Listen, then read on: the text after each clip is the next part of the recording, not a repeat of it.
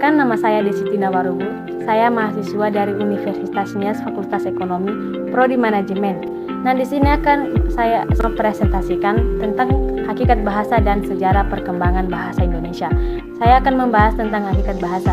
Hakikat bahasa adalah sistem lambang bunyi yang arbitrer yang digunakan oleh para anggota sekelompok sosial untuk berkomunikasi atau untuk bekerja sama, berkomunikasi dengan yang lain dan mengidentifikasi diri. Kita sering mendengar itu bahasa yang kita gunakan dari kecil, masuk kita SD, SMP, SMA dan sampai saat ini. Nah, bahasa itu adalah kemampuan yang dimiliki manusia untuk berkomunikasi dengan manusia lainnya yang menggunakan makna, misalnya kata dan gerakan. Nah, di sini ada beberapa ciri-ciri bahasa. Ada itu bahasa sebagai sistem. Bahasa sebagai sistem ini, bahasa terdiri dari unsur-unsur atau yang secara teratur tersusun menurut para tertentu. Kedua, bahasa adalah bunyi-bunyi yang dihasilkan oleh alat ucap manusia. Ketiga, bahasa sebagai lambang. Artinya, lambang sama dengan pengertiannya kata simbol. Keempat, bahasa itu makna. Adalah bahasa sistem lambang itu tersendiri mengacu pada konsep, ide, atau pikiran yang memiliki makna. Kelima, bahasa itu arbitrer. Kata arbitrer berarti sewenang-wenang, berubah-ubah, tidak tetap, atau mana suka. Keenam, bahasa itu konvensional. Meskipun hubungan antara lambang bunyi dan yang dilambangkan bersifat arbitrer, pengguna lambang tersebut untuk suatu konsep tertentu disebut konvensional.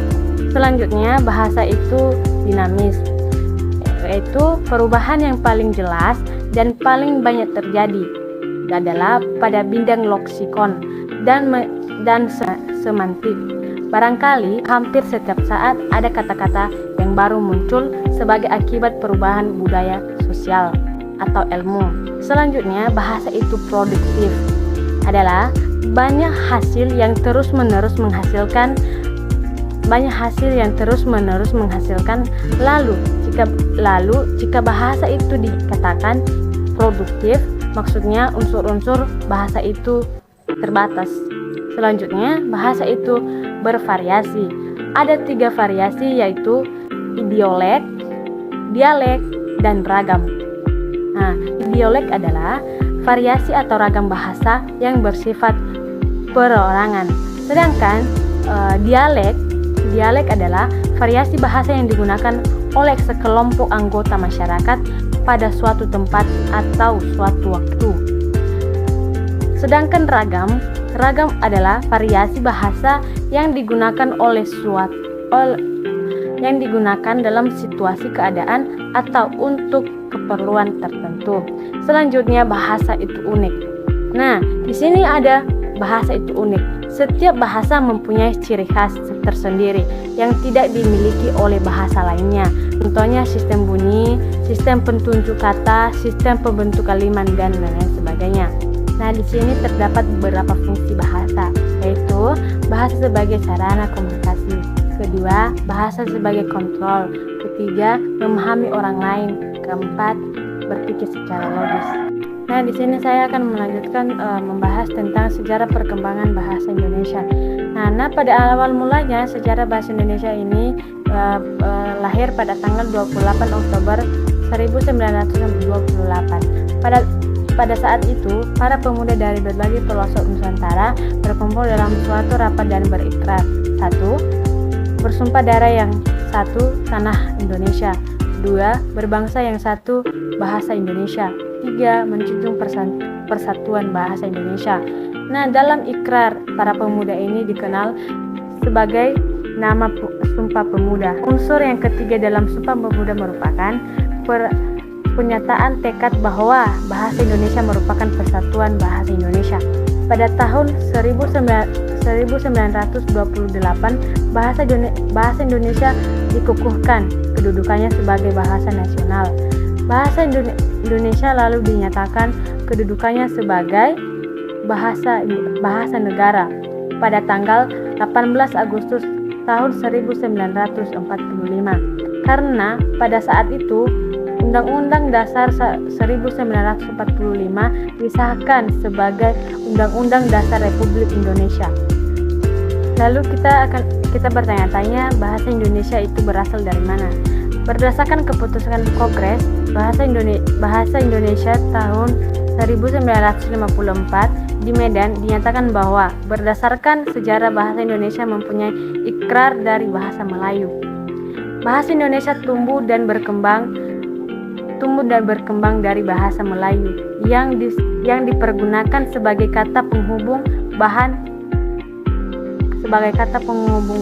bukan hanya di pergaulan Nusantara, melainkan hampir di seluruh Asia Tenggara. Nah, bahasa Melayu ini juga merupakan bahasa tanah asalnya, berupa di Pulau Nusantara. Bahasa ini memiliki daerah sembara yang cukup luas di Indonesia, seperti Provinsi Jambi, Sumatera Selatan, Bangka, Belitung, dan lain sebagainya. Di sini juga terdapat fungsi bahasa Melayu, yaitu bahasa kebudayaan. Bahasa kebudayaan ini adalah wujud ideal yang bersifat abstrak dan tak dapat diraba, yang ada di dalam pikiran manusia berupa ide, gagasan, moral, keyakinan, dan sebagainya. Kedua, bahasa perdagangan. Bahasa perdagangan ini adalah kita bisa mempunyai hubungan yang erat dengan berbagai negara di dunia dalam konteks perdagangan. Selain itu, bahasa Melayu sangat mudah menerima masukan untuk perkembangan kelak bahasa Indonesia yang baik. Ketiga, bahasa penghubung adalah penghubung atau lingua franca adalah bahasa pergaulan yang secara informal disepakati oleh sebagai penutur bahasa yang berbeda untuk menggunakan sebagai sarana komunikasi. Keempat, bahasa resmi kerajaan adalah bahasa yang mengadakan transaksi dagang.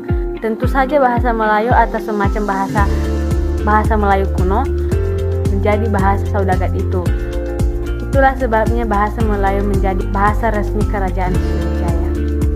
Nah, perkembangan bahasa Melayu di wilayah Nusantara mempengaruhi dorongan tumbuhnya rasa persaudaraan dan persatuan bangsa Indonesia.